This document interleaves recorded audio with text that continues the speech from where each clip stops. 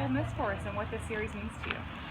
Well, we talked to him on Monday. We had a short hitting workout before we went over to Sanford and said, it would be really awesome if we could end the season on a 7-game winning streak. And it's one at a time. We did our job over at Sanford. I thought our offense looked like some old Alabama offenses with 2-3-run home runs, and just up and down the lineup, everybody got on base. Reagan Dykes was on 4 times. But we have another really tough road series at Ole Miss. He's followed up their first NCAA appearance last year with another. He's going to get in again, so it'll be 2 years in a row. It's like a totally different team, a lot more confidence. They don't let one error kind of ruin the game. They're very fast this year. They have a bunch of lefties in their lineup, similar to Tennessee. Tennessee has more pop, but Ole Miss has 5 or 6 lefties, and a lot of them do the short game, so our infielders got to be on their toes all weekend. It's going to be another good series. I mean, everybody's good in the SEC, and if you don't bring your A game, you're going to get beat.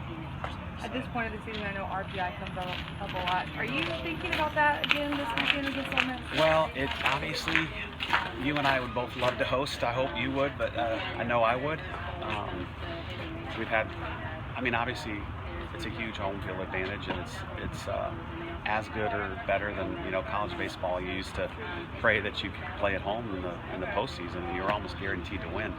Well, it's similar to that now in softball with 4,000 people screaming for you instead of against you. So I probably pay more attention to it than the girls do.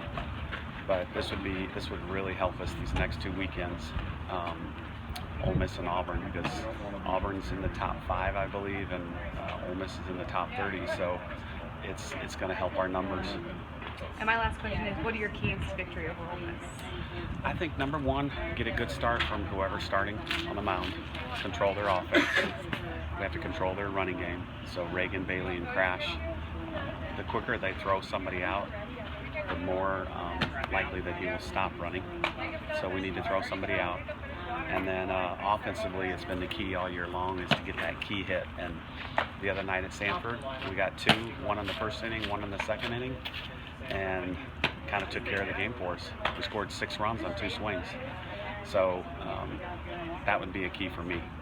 So I actually have one more. We just did a feature on Sidney Booker. Yeah. We're going to talk about her dad, and her legacy here. Just maybe a quick thought on what she means to them. Oh, she's been awesome. And when she came over from southeastern Louisiana, I remember sitting in the clubhouse, and I said, I apologize, you probably should have been here your freshman year. And she says, that's okay. Everything happens for a reason. And I thought, you know what? I like this kid already, and I'm really glad that she joined us. She's not very vocal at all. She does everything on the field, in the weight room, in the classroom, to the best of her ability. And she's just kind of everybody loves her. She's this neat personality. And when you can get a few words out of her, it's a really great day. Yeah. Do you have any update? She's seeing a little bit better. She still won't play this weekend. I'm crossing my fingers that she'll play possibly against Auburn, but she has yet to hit a pitch live. She hasn't been in the batter's box, and it's a tough injury to come back from. With an eye, especially with a sport like this, which I'm hoping that she can either pinch hit maybe, or just barely get in the lineup against Auburn. But that'd be good for her if she could. And is there any difference when it comes to playing Saturday to Monday? It's a little different because the Sunday and the Monday are both at night, so 6 o'clock. So we're not used to sitting around all day. That's probably the only thing. But one of the maybe the positives is all the kids have finals next week. So we're going to have mandatory study hall on Sunday and Monday, and whatever they need to study, they're going to get their studying done. And when we come back Tuesday, it's full throttle on tests and ending the semester in the right way. Awesome. Tuesday night was the 3rd time in a row as far as Maddie Moore start that she's performed really well. Talk about just her performance and what she was able to do Tuesday night. I thought she did great. I think, a 2-hitter is all. It's kind of a Texas leaguer to center field, and there was a good shot to right field, but that was it. And threw strikes. Her changeup was on. She made a great play on the mound for a double play, kind of a line drive right back at her. She turned, threw the girl out at first, and got herself out of a little jam. But I thought she was great, and we're going to need her down the stretch for sure. And just talk about, you gave Rachel Bobo her first start of her career. Just talk about her role on the team and what she means to the team. Well, she's kind of the energy spark plug right now. Everybody loves her. She's just a ball of positive energy.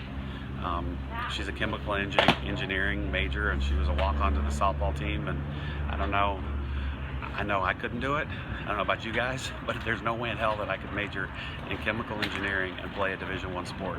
So hats off to her. And she's just been one of the neatest kids to be on the team, that we've ever had here.